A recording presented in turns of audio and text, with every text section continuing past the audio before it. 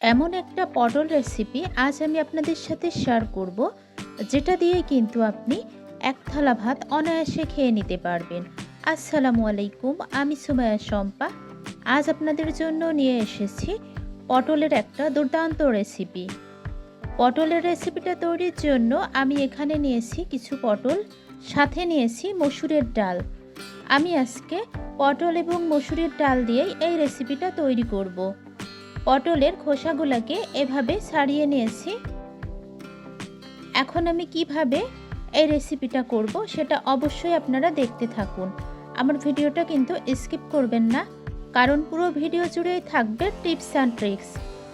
গরম প্যানে দিয়ে দিলাম পর্যাপ্ত পরিমাণে সরিষার তেল। এই সরিষার তেলের মধ্যে আমি পটলগুলোকে দিয়ে নেব। আপনারা যারা যারা আমার ভিডিওটি দেখতেছেন কিন্তু এখনও লাইক দেন নাই, যদি আমার ভিডিওটির কোনো অংশ ভালো লেগে থাকে অবশ্যই একটা লাইক দিয়ে দেবেন। পটল কিন্তু অনেকেই পছন্দ করেন না, আবার অনেকেই দেখা যায় পটল রান্নার সিস্টেম জানে না, হয়তো পটল খেতে স্বাদ লাগে না এটা মনে করে। আমি যেভাবে আজকে এই পটল রেসিপিটা করব এতটাই টেস্টি হবে। দেখতেই পারছেন পটলগুলোকে আমি কিভাবে ভাজতেছি। পটলগুলা ভেজে নেওয়া হয়ে গেছে, এখন আমি উঠিয়ে রাখবো। পটল ভাজার সময় আমি কিন্তু কোনো তেল বা হলুদ গুঁড়া কিছুই ইউজ করিনি, সেটা দেখতেই পেরেছেন।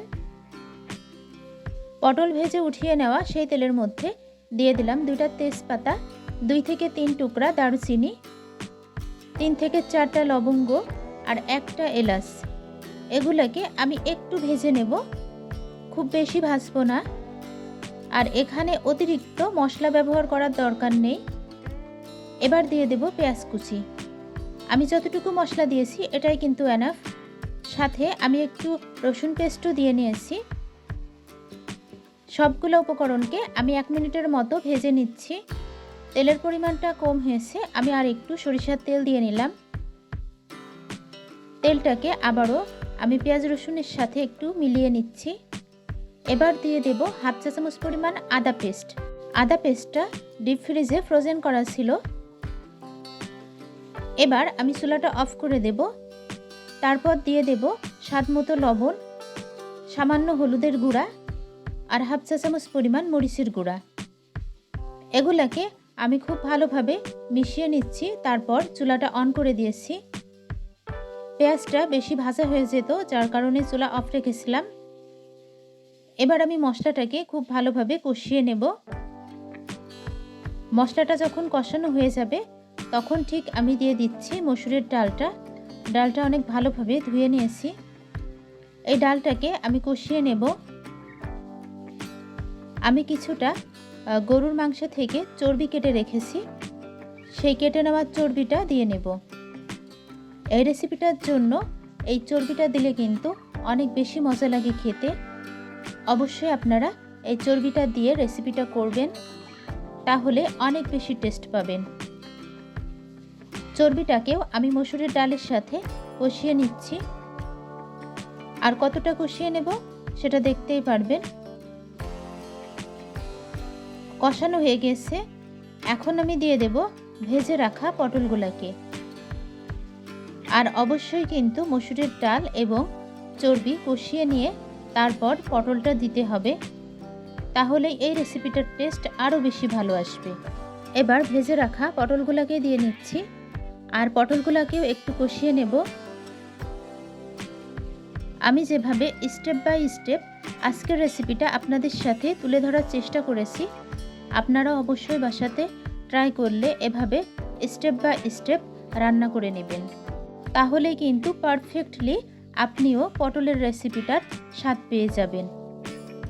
খুব দারুণভাবে কষানো হয়ে গেছে। এবার দিয়ে দেব পটল এবং ডাল সিদ্ধ হওয়া পরিমাণ পানি। অলরেডি তেল ছেড়ে এসেছে। এভাবে কিন্তু ভাজা ভাজা করে নিতে হবে। তারপর পর্যাপ্ত পরিমাণ পানি দিয়ে নেব। পানির পরিমাণটা একটু বেশি দেব, কারণ ডালটা সিদ্ধ হতে একটু সময় লাগবে। এখন আমি একটা ঢাকনা দিয়ে ঢেকে দেব। ফিরে আসবো 10 মিনিট পর। ফিরে এসেছি 10 মিনিট পর। পানিটা কিন্তু অনেক বেশি শুকিয়ে গিয়েছে, এখনও পুরোপুরি হয়ে আসেনি। আমি আবারও ঢেকে দিয়েছি। এভাবে ঢেকে ঢেকে এই পটলটা রান্না করে নিতে হবে। দিয়ে দিচ্ছি হাফ চা চামচ পরিমাণ চাট মশলা। এই চাট মশলার মধ্যে রয়েছে সব রকম মশলা, কিন্তু এই রেসিপিটা তৈরিতে এই চাট মশলাটা কিন্তু কম্পালসারি। অবশ্যই এই চাট মশলাটা দিয়ে নেবেন। মশলাটাকেও আমি খুব ভালোভাবে মিশিয়ে নিলাম। খুব দারুণভাবে কিন্তু রেসিপিটা হয়ে এসেছে। এখন আমি ভালোভাবে একটু নাড়াচাড়া করে তারপর নামিয়ে নেব। আবারও ঢেকে দিয়েছিলাম 2 মিনিটের জন্য। ঢাকনাটা উঠিয়ে দেখছি একেবারেই দারুণ একটা কালার চলে এসেছে। এখন আমি একটা সার্ভিং বলে ঢেলে নিচ্ছি। আমার আজকের এই পটল রেসিপিটা আপনাদের কাছে কেমন লেগেছে সেটা কিন্তু কমেন্ট বক্সে জানাতে ভুলবেন না। যারা যারা এতক্ষণ আমার রেসিপিটার সাথে ছিলেন সবাইকে অসংখ্য অসংখ্য ধন্যবাদ। সবাই ভালো থাকবেন, সুস্থ থাকবেন। ফিরে আসবো ইনশাল্লাহ আবারও নেক্সট কোনো রেসিপি নিয়ে। আসসালামু আলাইকুম, আল্লাহ হাফিজ। Thanks for watching. দয়া করে খাবার নষ্ট করবেন না। Please don't waste food.